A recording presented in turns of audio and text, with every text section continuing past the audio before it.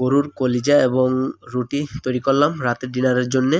আসসালামু আলাইকুম, আপনারা সবাই কেমন আছেন? তার জন্য আটার খামির তৈরি করলাম। তো খুবই ডিফিকাল্ট আটার খামির তৈরি করাটা। পুরুষ মানুষ হিসেবে কতটুক পরিমাণ পানি দিতে হবে এটা আমার মানে জানা ছিল না, এবং গোলাটা দেখতে পাচ্ছেন খামিরটা অনেকটাই ইয়া হয়ে গেছে। তারপরে আমি আবার নতুন করে আটা গুঁড়া দিয়ে এটাকে আবার নতুন করে তৈরি করার চেষ্টা করতেছি।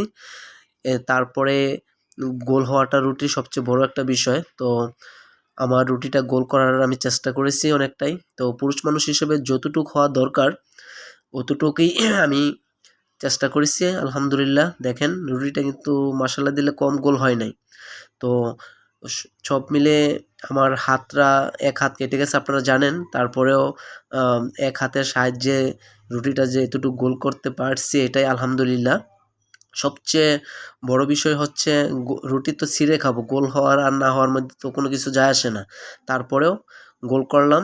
তো দেখতে পাচ্ছেন এটা কাঁচা আটার রুটি গরম গরম খেতে হয়, একটু পরে আবার ঠান্ডা হয়ে গেলে ভালো লাগবে না।